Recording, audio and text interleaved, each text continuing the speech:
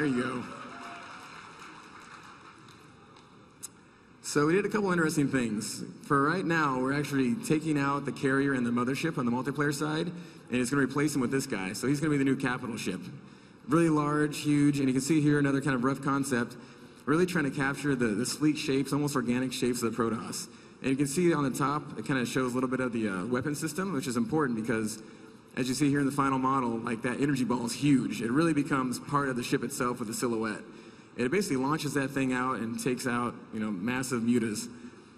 This guy has an interesting history too because he started off as a Dark Templar theme, so he had more of the silver and green colors, and we're trying to balance out the armies just visually. And then, we decided, hey, screw it, he's going back to typical Protoss, traditional gold colors.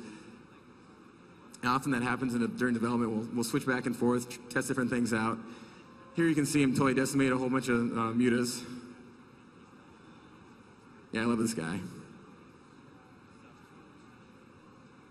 Now here's another old development video.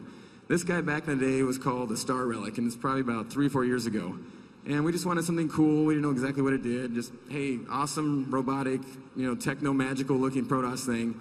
And there was no role for it basically in the Army. So every time the designers would be like, hey, we're going to put in this flyer or this caster, I'd be like, oh, dude, come on, use this, and I'd pull it back out every time. It was almost like a joke.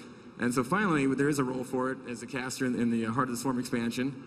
And so here's the final model, again, looking much better. And it's interesting, this guy actually started off with the gold colors at first, and once we switched the Tempest over back to gold, we said, well, we got to have one Dark Templar new unit in there, so we switched this guy over to silver. And I'd like to say we spent a lot of time thinking about it, and it was this huge deliberation, and we're very smart about it, but it took about 5 minutes, and we're like, yeah, that looks cool, ship it. So this guy's really fun. He's actually kind of a harassment unit with these cool spells. Like, he can put shields on your minerals so you can't mine, so that's going to be pretty evil.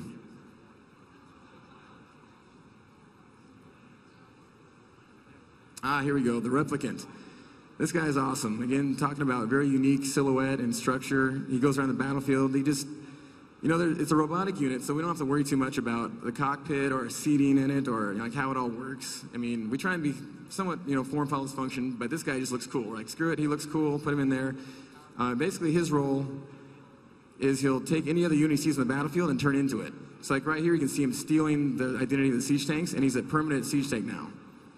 So that means the Protoss players can now have any other unit that's on any other race, which is very crazy. But I love that.